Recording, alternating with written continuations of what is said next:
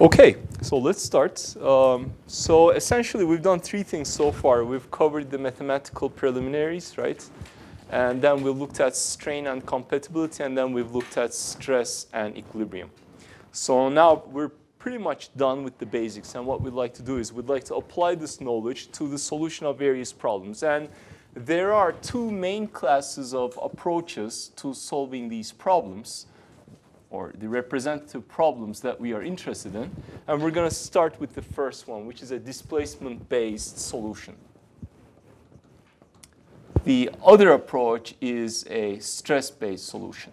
So what I mean by a displacement-based solution is the following. So let's remember the diagram that we had that sort of summarizes the setup or the tools that we have. So we have the displacement, and now from the displacement, I can calculate the strain. So the way we do that is strain is 1/2 gradient U transpose. Or of course, remember, given the strain, I sort of have a relation to the displacement through compatibility.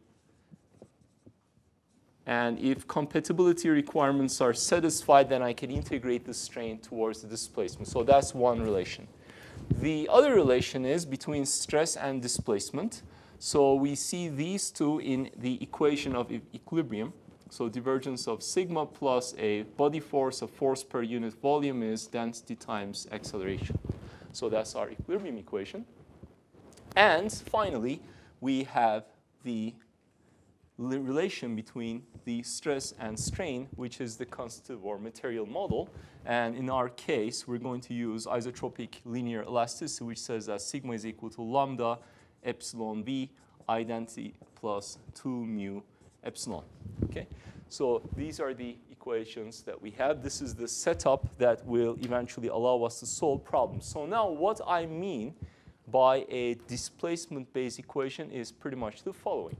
So I will start by proposing a form for the displacement. So for this, we need to make a few observations because usually it has several components, and all of these components depend on several coordinates. But then I will look at the problem, look at its symmetry, look at what I expect from the solution, and I will somehow simplify that representation. And then I will take this displacement and I will calculate the strain from it. So this is the path that we are going to go. And after calculating the strain, I will come back and calculate the stress. And now that I have the stress, I will plug it into the equilibrium.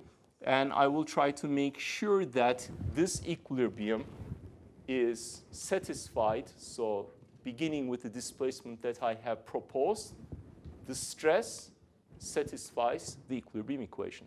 And once I close this loop, I will be able to solve for the u that I started with. At the beginning, I only propose a form for u. Once I close the loop, I know what u looks exactly. Okay? So this is a displacement-based approach. The so-called stress-based approach would take the stress as a starting point and somehow go in a, if you like, somewhat of a reverse loop. Okay? We're going to look at that when the time comes. So this is the setup. This is our approach, right? And now let's go ahead and immediately apply it to one problem. So now, with this problem, we're going to be able to demonstrate a number of things. I mean, you're going to see why we will only be able to solve only a handful of problems in this course, because it takes time to solve a problem. And you're going to see, however, with this first problem, all the typical difficulties that one faces in these analytical solution approaches. Okay? And moreover, it's a very nice problem because it's a problem that we already know. It's the torsion of a circular cylinder. It's a problem that we have already analyzed in our first mechanics course through a pure geometric argument. So we're going to revisit this problem, and there are a lot of good lessons in this problem, and we're going to observe those as well. So the problem is, okay, so we have a cylinder, has a circular cross-section.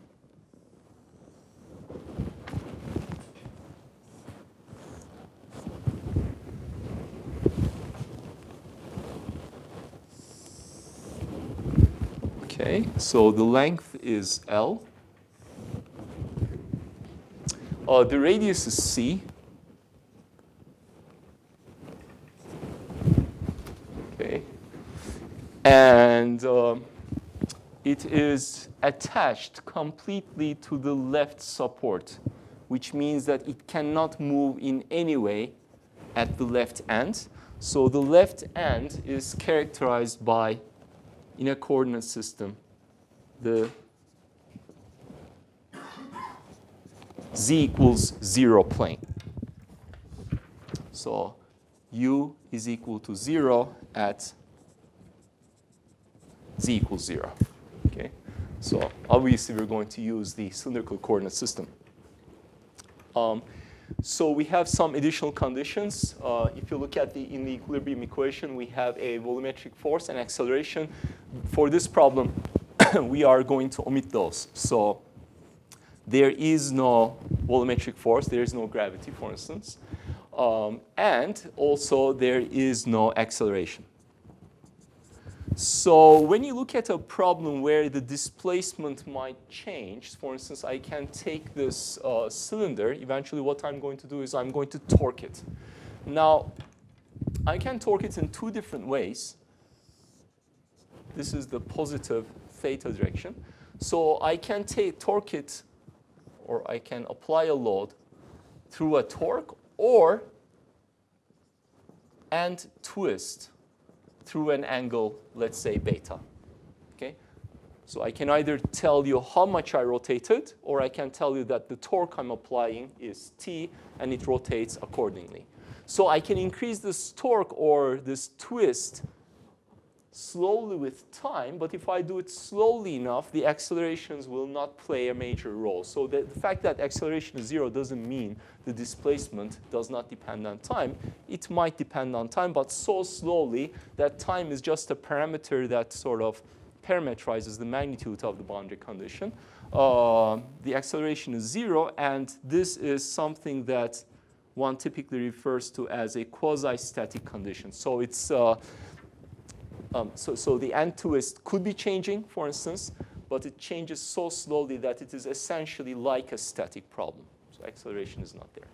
So right. Now, in this case, however, I'm going to apply this end twist or the torque at one shot. Okay, I apply it, and I try to solve the corresponding displacement eventually. OK, so this is the diagram. Right? And I'm going to follow the diagram now. So the starting point is the displacement. All right, so we have U, and U has several components in the cylindrical coordinate system. It has a UR, U theta, and as UZ. And all of these, in general, depend on all three coordinates.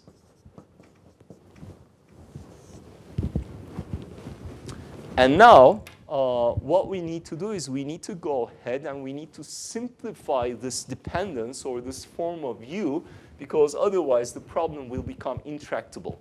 So, well, we've actually discussed this before, so let me summarize this for you. So I'm twisting this cylinder, right? And so I do certainly expect to see displacements in the tangential direction, in the angular direction, because that displacement has to do with rotation. So this, for sure, is not 0. I don't expect this cylinder to get thicker or thinner. So I don't expect to see any radial displacement at all. So radial displacement is gone from the outset. Likewise, I don't expect to have any elongation or contraction of the cylinder. And therefore, I don't expect to have a UZ either. And finally, if I look at U theta, well, let's see. So first of all, if I'm at the center of the cylinder, U theta is 0. Okay, it doesn't move. As I move away from the center, U theta will increase. Okay? And in fact, from undergrad mechanics, we know that it's going to be linear. Okay?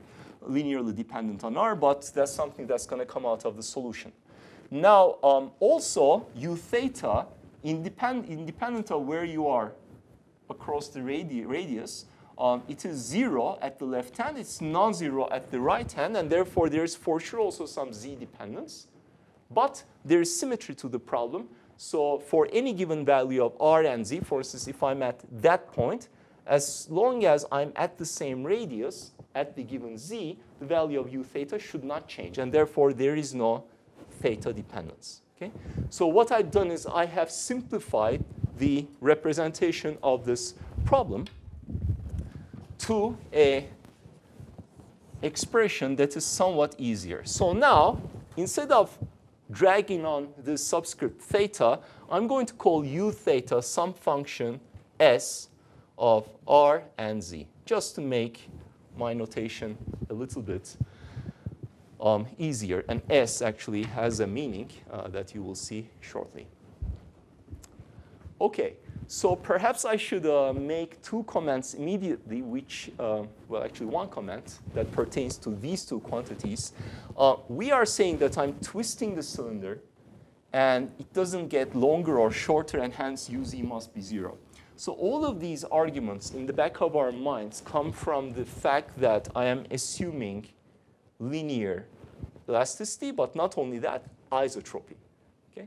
So all of these arguments like, oh, I'm twisting so it shouldn't get longer because it's pure shear, has to do with the fact that I have an isotropic setting. If this was somehow an anisotropic material, for instance, if I wound a fiber at a certain angle, at a certain helical angle around the cylinder, and then I try to twist it, this cylinder might get longer or shorter, depending on how I wind this fiber around the cylinder. So this has to do with isotropy.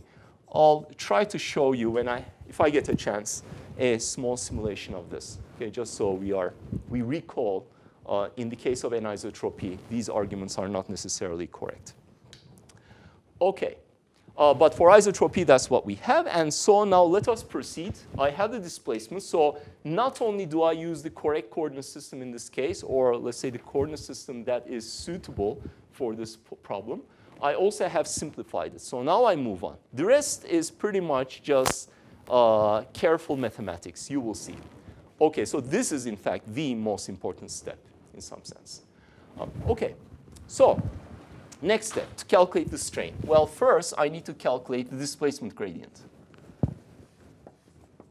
I am in cylindrical coordinates, so let me write what the gradient of a vector looks like in a cylindrical coordinate system. And I'm going to write this, for instance, once in its full, let me say, detail.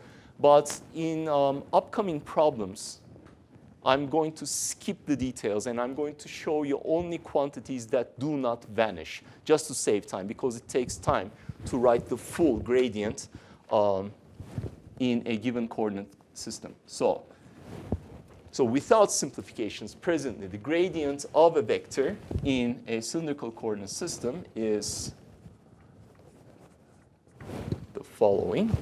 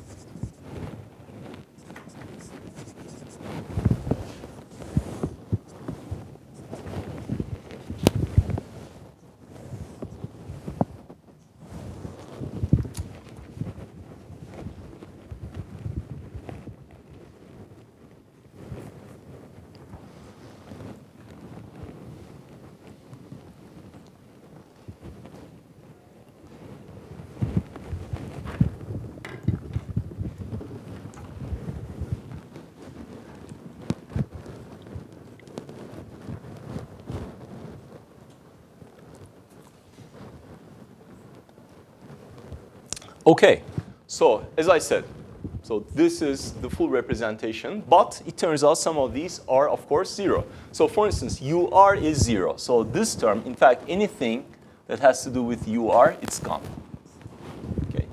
uz is 0. So anything that has to do with uz is gone. Okay. And then we have u theta. It's not 0. U theta does depend on r. U theta does depend on z. But u theta does not depend on theta. So this is not something that immediately vanishes because u theta is 0, but rather because u theta does not depend on theta. Okay, so that I mark separately. So now, moreover, we called u theta simply s. So I have minus s over r, 0, s comma r, 0, s comma z, 0, 0, 0. So that is the displacement gradient. And now I can calculate the strain.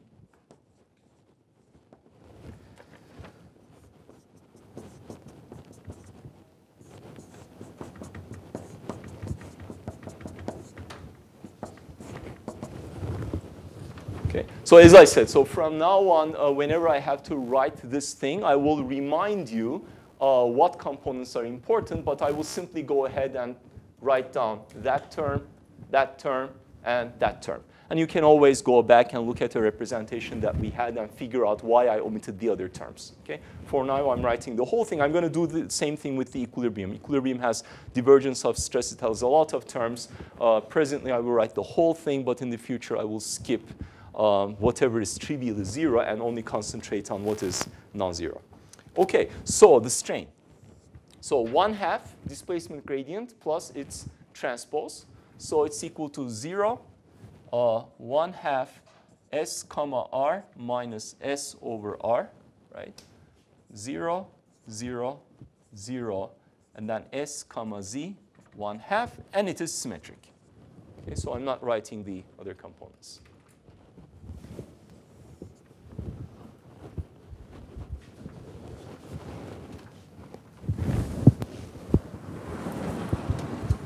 And finally, we have the stress.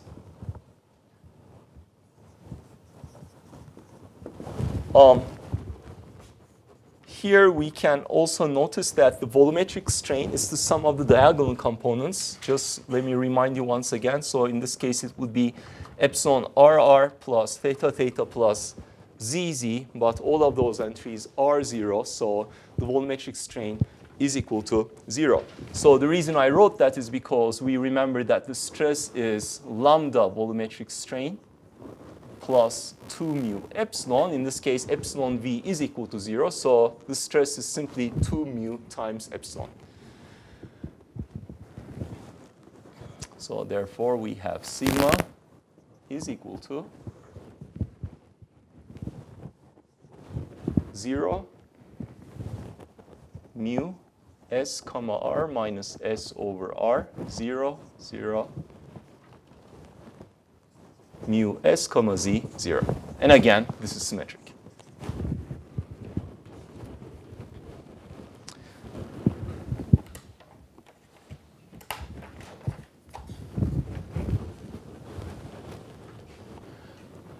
Okay, so this is now where we are, right? Started with the displacement strain, we calculated the stress, and now we take the stress and plug it into equilibrium. I have no volumetric force, I have no acceleration, so equilibrium is simply divergence of sigma should be equal to 0. So let's write that.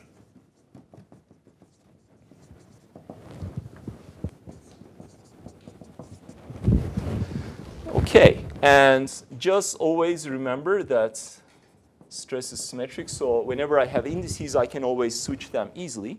So let me write first divergence of sigma, which is remember, a vector now. Let me write it first in its, let's say, full glory in the cylindrical coordinate system.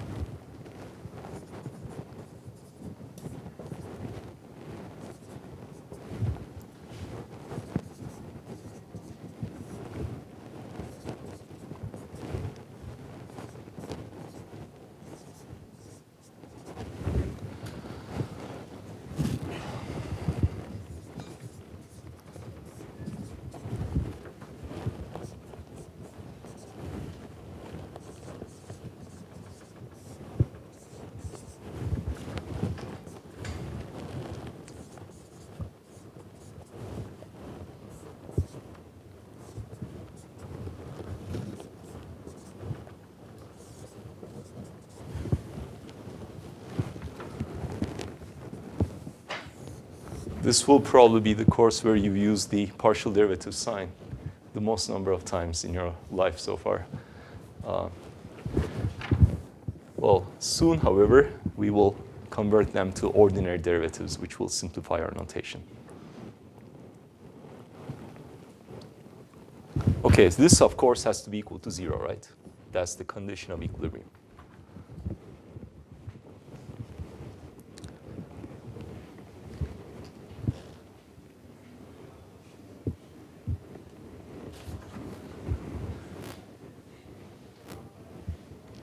So after you write equilibrium, let's take 2 minutes, OK?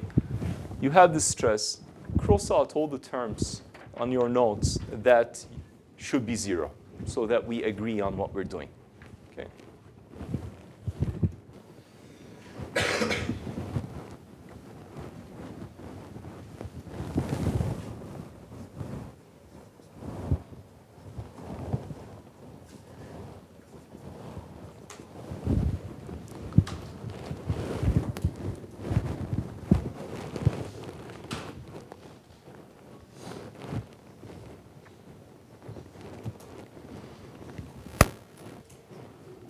OK, so maybe you had a chance to think about it. So here I wrote the guiding components. So we have RR. This is R theta, right? And then this is theta z, right?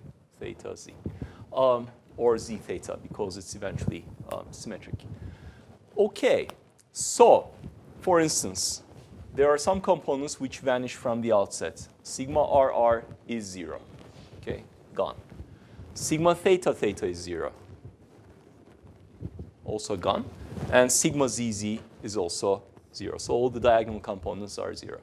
And then sigma rz is equal to 0. Sigma theta z, it's not 0, right? So let's have a look. Sigma theta r, it's not 0. Right?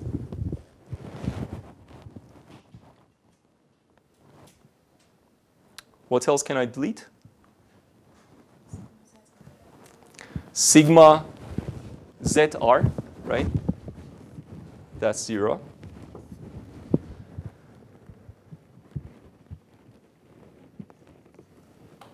OK. Now, sigma r theta, right? This is sigma r theta. S depends on r and z. It does not depend on theta. So sigma r theta is not 0, but it does not depend on theta. So I mark that separately.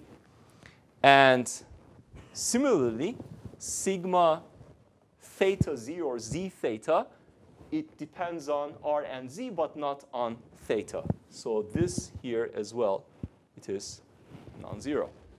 Okay? So sigma r theta does depend on r, sigma theta z does depend on c, and sigma theta r is non-zero. So when we look now, we immediately see, OK, this is satisfied trivially. OK, this is also satisfied trivially. I don't need to do anything but the second one. In other words, the component of the divergence, the second component is the theta direction, and no wonder because it's a torsion problem. This one we have to enforce. Okay? So that we look at in more detail now.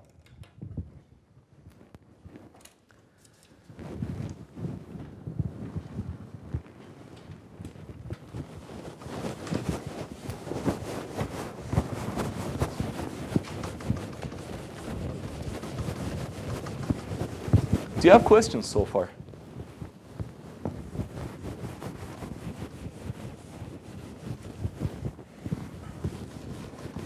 OK, so don't be daunted by what is coming up now. This is a situation that we will not face again. Okay?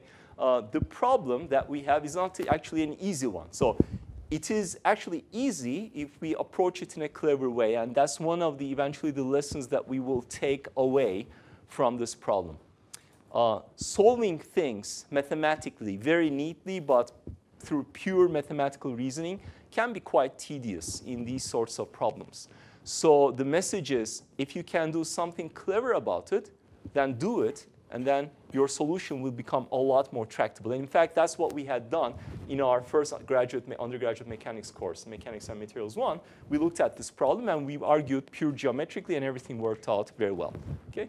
So in this case, what I'm trying to do is I'm trying to demonstrate the methodology. And eventually, what comes out will be consistent with what we did before. But you will see that one faces several difficulties. So the first difficulty that we will face now is with that equilibrium equation. So let's first see what comes out if we try to enforce it. That's the only non-trivial equation.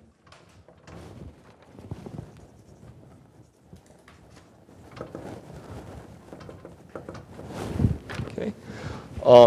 Let's call the star, because I'm going to refer to it once again. So it's sigma r theta del r. Plus, I prefer to put the r theta components first, and then theta z. So I just switched the indices. Its stress is symmetric, so it doesn't matter. For me, writing r theta and z theta, it's more natural. I'm looking on the plane with normal r in the direction theta, or on the plane with normal z in the direction of theta. For me, it's easier to interpret. OK, so that's what we have. Where, now let's remember, I have already written the stress, right? So remember that, first of all, only u theta is non-zero, and we wrote it as a function of r and z. And then we have sigma r theta, which is equal to mu s comma r minus s over r. And then there is sigma rz, which is mu s comma z. Okay. So these are the components of the stress. We need to plug them in. So this here, right? Why don't you put your dance pencils down for a second? Let's do this part together. So sigma z theta is what I was supposed to write here. Sigma z theta. Mu s comma z, another derivative, right? So it's mu s comma zz. OK. Sigma r theta, comma r. So this part here, it's mu. So s comma r. And then I will have minus s prime, minus s comma r over r, plus s over r squared, right? Minus s comma r over r, minus plus s over r squared. Okay. A little bit to the left.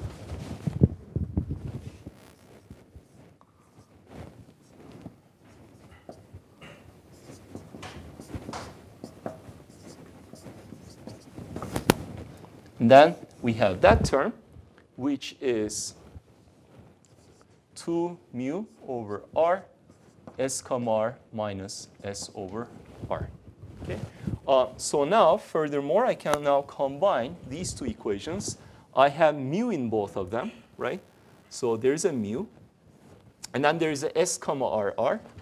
There's a minus s comma r over r there, and s comma r over r there. 2 minus 1, so it's a plus s comma r over r. And then there's a minus 2 and a plus 1 minus s over r squared. OK? Right. And then the final step, and then you can go ahead and write this. So the final equation is this plus that is equal to 0. OK? Let me get rid of the mu's so I don't have to drag it, because it obviously doesn't influence anything. So I have s comma r plus s comma r over r minus s over r squared plus s comma zz is equal to 0. And that's the equation now we need to somehow solve. Okay, so please go ahead and write that.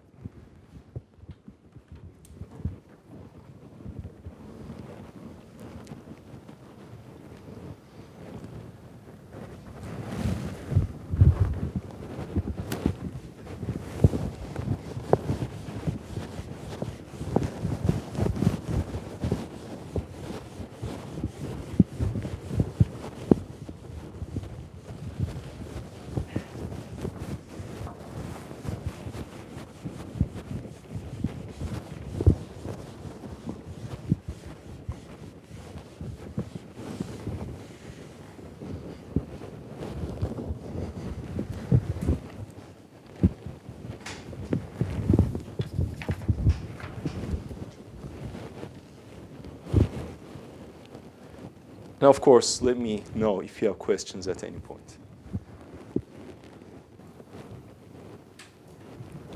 I cannot overemphasize the importance of always pausing and then recalling what we're trying to do, because once you end up with a nasty equation like this, then you sometimes forgets, what was I trying to do, right? How am I going to solve this? What am I trying to solve for, right? So we started with displacement. Always the critical step is making the correct assumptions on that. Strain, stress, equilibrium. And this is nothing else than the correct, or let me say simplified form for the displacement substituted into the equilibrium equation. This is the only non-trivial equation that this displacement needs to satisfy. That's what we are looking at. And now we need to solve it. Now the difficulty with this is it's a partial differential equation, right? So S depends on two variables, and I see derivatives with respect to both of those variables. So this is a PDE. Now, in general, when you want to solve a PDE, they can very quickly, even ordinary differential equations, they can become very complicated very quickly, very easily, and you would require some sort of a numerical solution scheme. Now, of course, I'm dealing with a very simple problem, so I should be able to solve this analytically. Even if I didn't know exactly what was going on, whenever I have a PDE, it looks like this in this case, the first line of attack that one would follow analytically is called separation of variables. So if you don't remember that, let me remind you. So this is the first thing you would try for sure.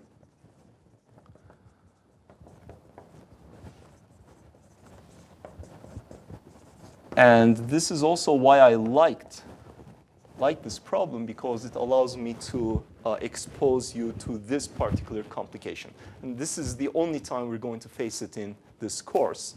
We'll see it once. We see that it can arise, but we also know that we can eventually deal with these complications.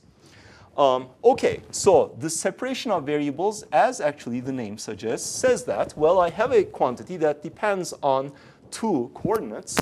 And the idea is, well, why don't I write it as the product of two functions which are individual functions of those two coordinates? So I've separated something that is possibly coupled, okay, into a very particular representation. Okay? So notice that this is an assumption. So for instance, if I had, just make up one example and then I'll erase it. I'll write a function of r and z. R squared plus rz plus z squared. Okay? This function is not separable. Okay? But, for instance, if I have r squared plus rz, that one is separable because I can write this as r squared. No, this one is also not separable. I'm sorry. This one is. I can write this as r times 1 plus z. So that's what I'm doing. I'm proposing that the form of S, I don't know what it is yet, but it is simple enough such that I can write it as a function of R alone times a function of Z alone. In general, it may not necessarily be possible, but I assume it is. If it works, it works. Okay? And of course, it will work in this case. OK, so this is what I'd assumed. So let me therefore go ahead and write the derivatives of S, because I see them appearing in this equality. So let me express what they are. I have S comma R. So now I can simplify my notation a little bit. I will write S comma R as, with respect to R, it's simply U prime. And I can write U prime because U only depends on R, U prime B. And S comma RR is simply U double prime B. Okay, so now the derivatives simplify considerably. S comma Z, it is UV prime, and S comma ZZ is UV double prime.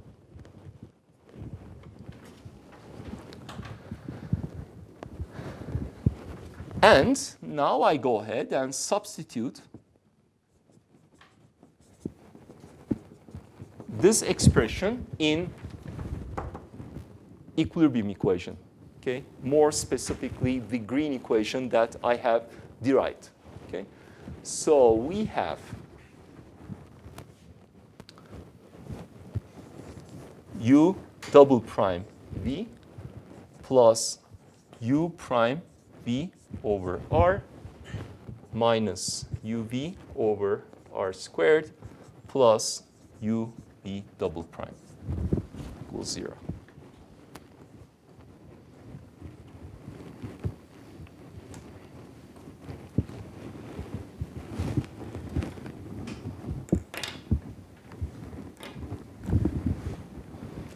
Okay, so I see that u multiplies v double prime, right? And on the other hand, v multiplies all the u's, okay? So what I can do is I can divide everything by u times v, okay? And when I do that, I will have only the u terms divided by u and v double prime divided by v. So if I rearrange that, I will obtain u double prime plus u prime over r minus u over r squared divided by u plus v double prime over v is equal to 0 after dividing through uv. Okay, I've just rearranged, that's all.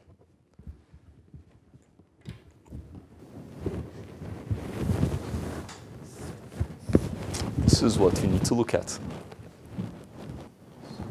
Okay, so I don't know if my assumption is correct yet, but just looking at the blue equation, assuming my assumption is correct, I should be able to say something. Huh? Okay, so let's revise that. That's a good point. Actually, what you said is exactly true in this particular case, but let's make it a little bit more general. Let's not say that they are 0, but if one is a certain constant, the other one is minus that. Why? Because v is a function of z alone, so this is a function of z alone. This here is a function of r alone, function of r plus z, function of z. If it's 0, at most they can be, each one can be a constant. Let us call these constants k and minus k. If one is k, the other is minus k. Okay? And I will call this one term number 1, this one term number 2. And now I have a clear next step because I have two individual equations. This one should be equal to k. It's a function of r alone. This one should be equal to minus k. It's a function of z alone. So I should be able to solve these independently. All right, so let's try to do that. This is a typical result of a separation of variables approach. We had one differential equation, a partial differential equation. I propose a separation of variables, and now I will get two ODEs. ODE number 1, because this is a function has derivatives only with respect to r, and ODE 2. All right, let's proceed with ODE 2. Now, this one is simple. It is an ordinary differential equation that contains three particular cases, all of which are pretty much the fundamental cases when you talk about ordinary differential equations. In particular, often in engineering, we have second-order ones, and this is also a second-order ordinary differential equation. So there are three cases because I know that these terms are individually constants, k and minus k, but I don't know the value of k. So eventually, k will be something that will come out of our solution. Since I don't know what its particular value is, let me look at the three general cases. For instance, k can be less than 0. Okay? I don't know what it is, but suppose it is less than 0. And since it's less than 0, minus k is for sure positive, right? And I'm going to call it alpha squared. Alpha is simply square root of minus k. Okay? So that for sure is greater than 0. And alpha is not 0 because k is, or minus k is greater than 0, right? So alpha equals 0 is excluded. So in that case, we have v double prime is equal to alpha squared v, right? And the only possible solution here is A is exponential alpha z. Okay?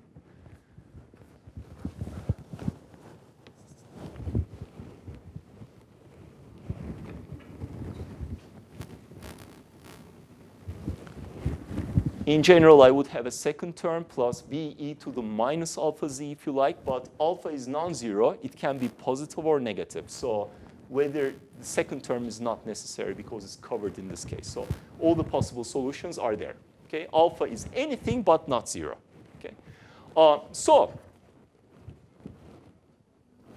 are we happy with such a solution? Remember where that goes. It goes in there. And remember what S is. S is u theta. This is something physical, and this is what mathematics now tells me.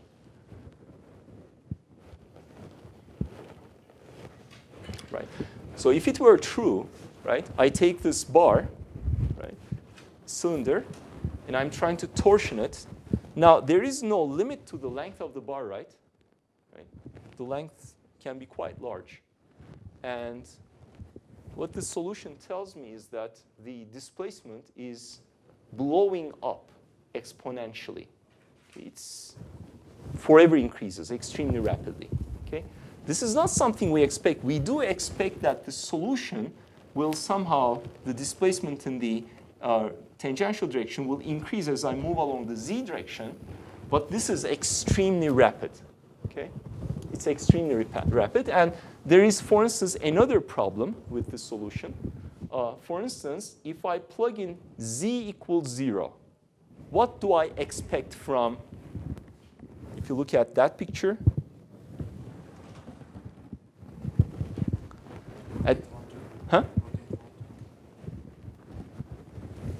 z is 0, z equals 0 is the left side.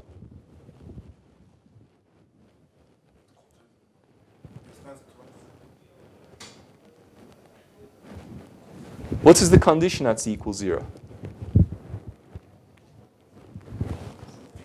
It's fixed, so it shouldn't move. But when I plug in z equals 0 here, maybe that's a more convincing argument for you, it's not 0, right? It is a.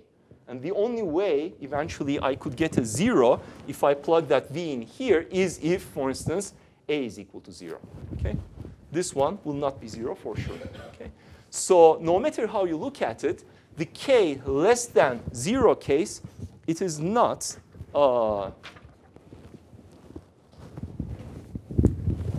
acceptable. Okay? So the first lesson I already told you of this particular example, pure mathematics, or let me say brute force approach, it will eventually work, but it is very, very tedious, right? So eventually, if we can make clever observations, the solution of this problem could be a lot faster. We're not doing that presently. I want to demonstrate several things. The second important lesson is, and we're going to see another example of this, in fact, at least 2 more examples, mathematics can give you solutions which are not applicable to the physical scenario that we are interested in. So just by looking at the results, it's not enough. We have to interpret what we have in our hands and then see if the solution that we obtain or the possible solutions that we obtain are applicable or not. And that is also very important. Okay, so case number 1, it's ruled out. Case number 2, let's assume, okay, we assume k is less than 0. Let's assume it's greater than 0. And since it's greater than 0, again, I'm going to call k a, in this case, is positive. I'm going to call it alpha squared. It's a different case. I again call it recycle the same parameter. Again, alpha is non-zero. In this case, the equation becomes v double prime minus alpha squared v, right? And the solutions are, in this case, sine and cosine.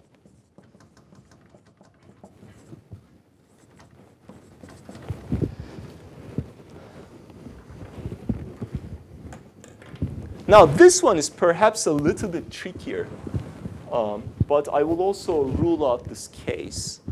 And we're going to do that as follows. Now, there are 2 components. By a similar argument as to the first one, I can plug in z equals 0, and what I expect is that v should be equal to 0, because at z equals 0, I have an n constraint. Okay? So if I plug in z equals 0, this is 0, but this is not 0. So for instance, this one we can immediately throw out. Let's focus on the sine term. Now, sine is a function that is periodic, in this case, about 0, right? So as z increases, v is going to oscillate about 0. What that physically will mean is that as I move along the axis of the cylinder, the displacement is in the tangential direction, right? Like this. So sine term would mean like this. Displacement goes like that. That's not something I expect. I expect a simply increasing rotation in the tangential direction. Instead, that function would give me something that wobbles around. Okay? What does that remind you of? Something goes like that. It wobbles. Can you think of a physical scenario where that might happen? Could be, yes. Buckling. Torsional buckling, perhaps. Something else?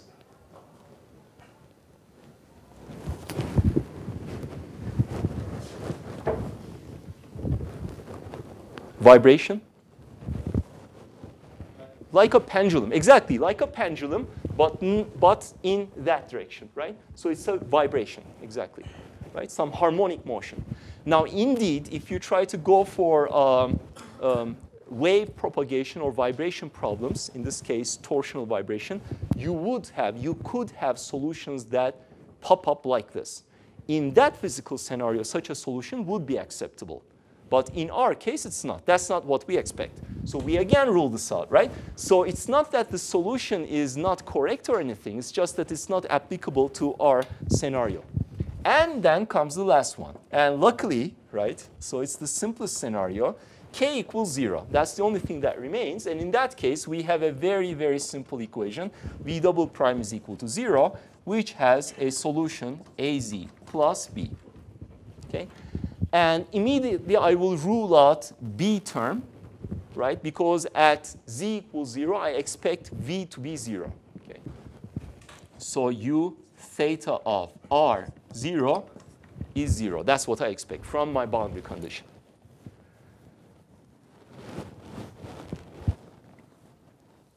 So I have VZ is equal to AZ. Okay. So let us, therefore, mark that.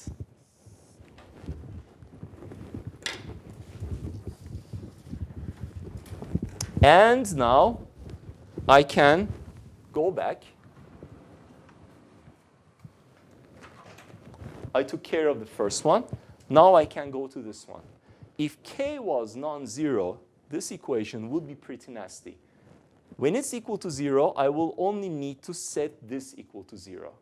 Okay? Because this thing is equal to K, K is 0, UK is 0, so this should be equal to 0. This by itself is already a little bit nasty, but certainly easier to deal with than the case when K is non-zero. So I'm going to erase this whole thing and only look at that equation.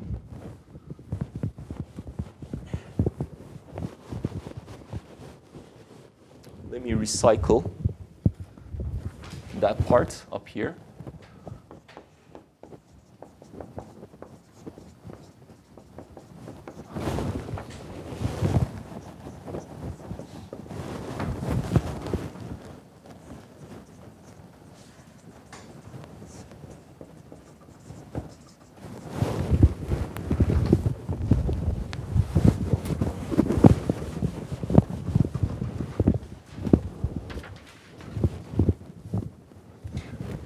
What I'm also going to do is I'm going to multiply everything with r squared. It's just to simplify things a little bit more. So it's going to be r squared u double prime plus ru prime minus u. R squared u double prime plus ru prime minus u equals 0 because I'm looking at the only plausible case in my setting, which is k equals 0. Okay, so case 1 with k equals 0 is equivalent to that equation.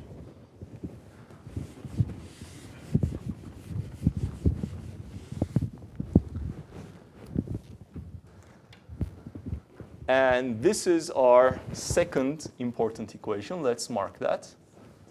I'm going to refer to it, double star.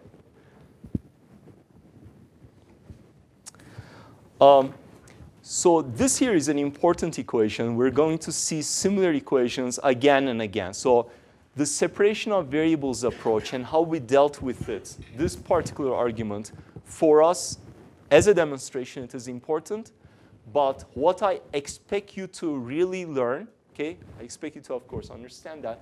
But this part, I expect you to learn how to solve equations that look like this, because they're going to come up a lot. There's no way of avoiding them. Okay. So for that reason, let me review what we have in our hands. Okay. So let's recall how to solve this equation. Now, we've already solved a differential equation. And these two equations are actually sharing qualitatively many aspects. So this equation, just momentarily, I will write as v double prime plus kb equals 0, just so that eventually I will compare aspects that are shared. So first of all, I will concentrate on that one, but many of the arguments go into that one as well. This equation that we have is an ordinary differential equation versus the equation that we had for S. Okay, S is equal to UV.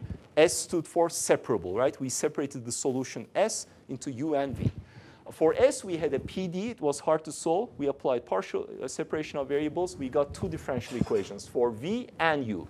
Both of them are ODEs. Okay, so versus PD for S of RZ. Okay, that's the first part. Now, both equations, that one and that one, are linear equations. Okay. Whenever you have a linear ordinary differential equation, the solution is typically represented as a homogeneous part plus a particular solution. You will remember from your differential equations course. Right, now, the particular solution is the solution that has to do with a non-zero right-hand side. In fact, in both of these equations, I have a zero right-hand side. So both of these are actually homogeneous. So let's also make a note of that. So they are homogeneous, which means that the right-hand side is equal to 0, which means U particular is equal to 0. Okay? So because U particular is equal to 0,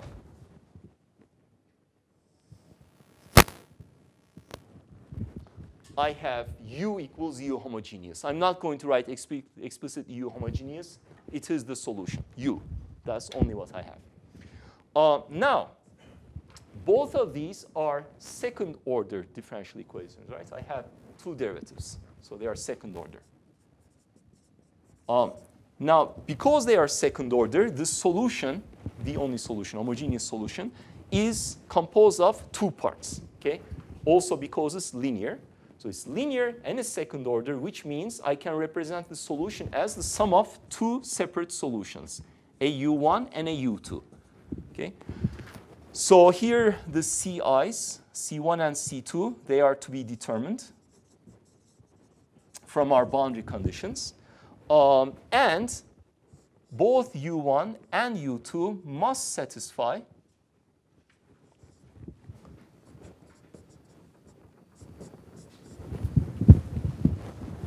that equation. Okay? So these are two separate functions that satisfy this equation, and U in general is written as a linear combination of those two solutions.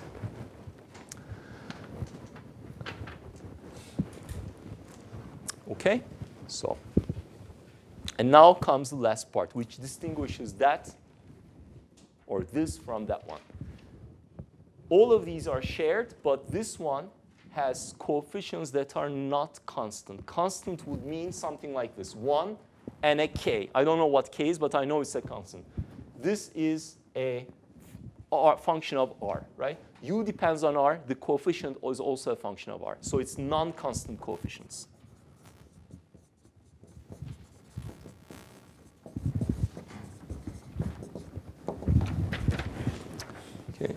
So if you like, for V, it was constant, but for U, it is not constant.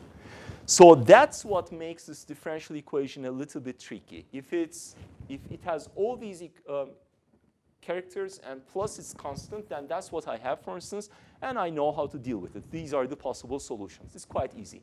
Now, when it's non-constant and you have this nastier looking thing, it turns out that depending on the particular form, you may not even be able to solve it. Okay? And there are only a few dedicated schemes for solving or methods for solving ODEs, linear, whatever, with non-constant coefficients. But there is one that if it works very well. Okay? So I will write one method. There are others. One method is called reduction of order. And that is very important. Please, actually, let me underline it. Please now try to understand what we are going to do next. Okay? Okay, so we're going to use the reduction of order. For sure, you have seen it before in your differential equations course, but I will remind you once again. Okay, so method of reduction of order. It works as follows. So now I'm explaining the idea. Now you start by assuming that you have one solution. Okay? You have to come up with one solution. Let's call that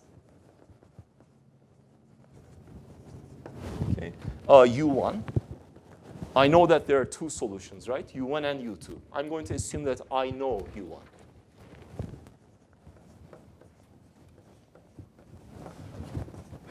And usually you can find the solution by inspection. You look at the differential equation you have, okay?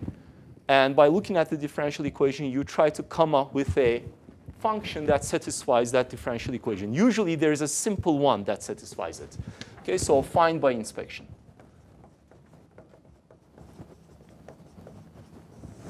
Okay, then if you can find U1, and that's the tricky part, but once you find it, then you propose that U2 has a very particular form. I will call it, I will introduce a function W. We propose that U2 is equal to U1 times integral of a function W. W obviously a function of R alone, because everything's a function of R alone, where W of R is now what we need to find. Okay. If I find W, I know U2 and U1 is already something I already know. And I have U1 and U2. I know the general solution U to this problem. Okay, that's the approach. Okay, so this is the form. I'm going to assume I know U1, and I'm going to go for U2 represented in terms of W. Okay, so let's go to our setting. So that's the idea. And we're going to apply it to various cases. And more often than not, the first solution that I somehow need to come up with is pretty simple. So propose a function, U, that satisfies that differential equation.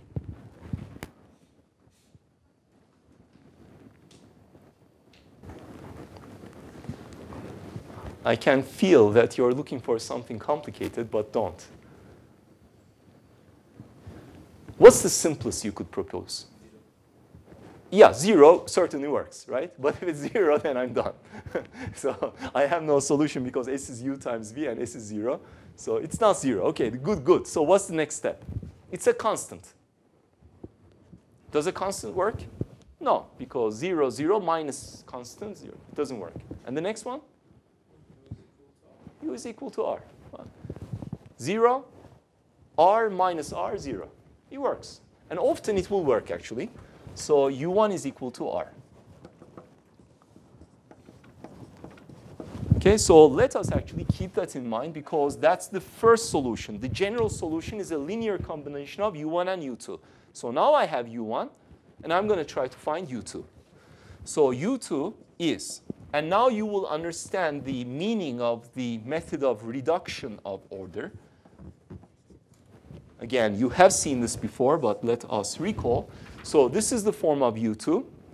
So why don't you take a, just lay your pencils down for a second. Let's go through this step together, and then I'll give you time. So I need to eventually plug this. So U1 satisfies double star. U2 also needs to satisfy that equation. So I need to plug in. So I need to take the first derivative, which is integral W dr plus RW, right? Derivative of that is simply W. And the second derivative is equal to, once more, W, and then another derivative will come from there, 2W plus RW prime, right? And I take U2 prime, U2 double prime, and U2, and plug it into that equation. So, so we use in, right, there. So R squared, right, U double prime, 2W plus RW prime plus RU prime integral W dr plus RW, and then minus U, R integral W dr. It should be equal to 0. So R integral W, R integral W, minus plus. That nasty integral has gone away. Okay? And all I have left is R cubed W prime, okay, and 2 plus 1, 3, R squared W is equal to 0. Okay? So, right, method of reduction of order. Originally, I had a second order differential equation. I did a trick. Now I ended up with a first order differential equation. It's certainly easier to solve. It's still, unfortunately, not very easy because it has still non-constant coefficients. However, it is a nice one because it is separable. Okay? So this one is separable. Now, what separable means is, or the way you work, which defines the meaning of separable, is as follows. So this here, it's dW over dr. Okay? And what I'm going to do is I'm going to put all R terms, including dr, to one side, and I'm going to put all W terms, including dW, to the other side. Okay? So now I can erase that, and perhaps in the meantime you can save time and write that.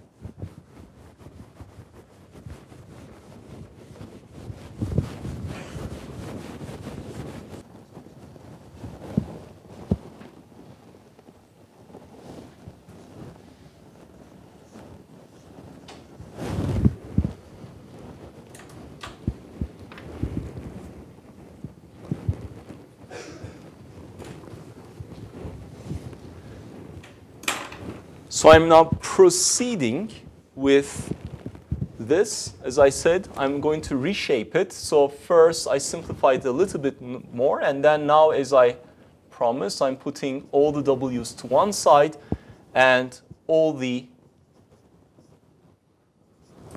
R's to the other side.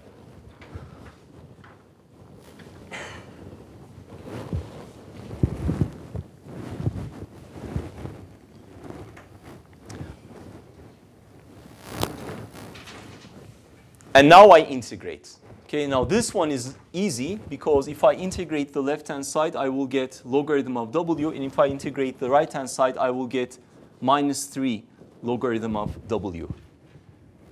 There might be a constant here. Those constants eventually come as a multiplicative factor on the W I'm seeking, and hence on the U I'm seeking.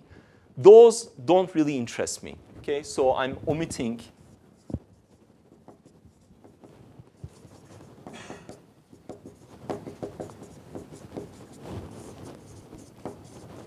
all those factors, because eventually the solution is C1 U1 plus C2 U2. Those C1 and C2 are already multiplicative constants. They will take care of those missing values. OK, so that's equal to ln r to the minus 3.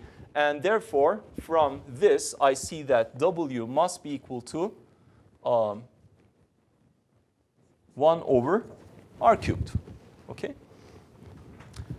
And now I go back, and I recall that U2 is written in terms of W. So U2 is equal to U1 W dr, and that is equal to R times integral 1 over R cubed dr. And if I integrate that, I will get a 1 over R squared times R. I will get a 1 over R for U2. Again, I am omitting all multiplicative constants. They do not concern me because U2 is eventually going to be multiplied with a constant C2. That C2 will take care of everything. Okay, so here I'll put an exclamation mark to remind you of that. Okay, okay, so U2 is 1 over R. Okay, so let's wrap up the result that we have. We have that U of R is equal to C1 U1 plus C2 U2, right? These are my multiplicative constants, and that's C1 R, that's U1, plus C2 1 over R.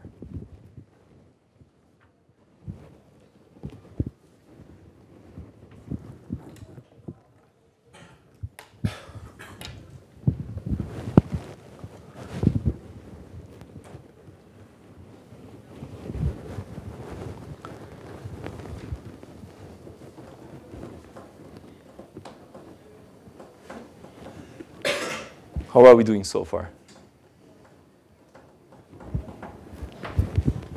Okay, so remember, we're trying to solve for S is equal to UR VZ. We're already done with that part. It's equal to some constant times Z, and this one now is equal to that. I'm almost done, right? In fact, next time we'll wrap up. In fact, I am done, but there's one more step I'd like to take, and then I'll let you leave. So, as I said, and our second important lesson was that mathematics can give us results, but we need to judge whether they're suitable or not. Can you immediately say one or the other of these constants, it's 0?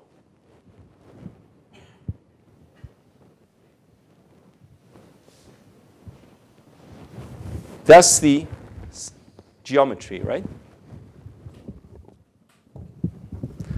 I'm torquing this cylinder.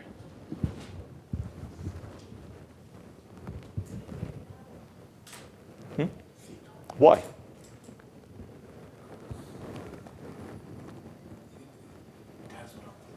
Right, so what happens is if it's inversely proportional? But why? When R gets too small, in particular, R could be equal to 0. R equals 0 means we are at the center. And at the center, there is, for sure, a meaningful, in fact, 0 displacement. Instead, I get infinity. Okay? So C2 is gone from the outset. Okay? So actually, the only thing that remains is C1R. Now, this will not always happen. It is a little bit disappointing because we spent time searching for that second one, right? We spent like 2 boards, and the first one was so easy to find. But this may not always be the case. The second one might sometimes turn out to be plausible, actually. So we have to first search for it, we have to find it, and then we need to argue whether it is plausible or not. Okay? So next time I will remind you the individual solutions and how we approach this problem, and then we'll wrap it up. We'll go to another problem that we know from our first mechanics course. Okay? So see you next time.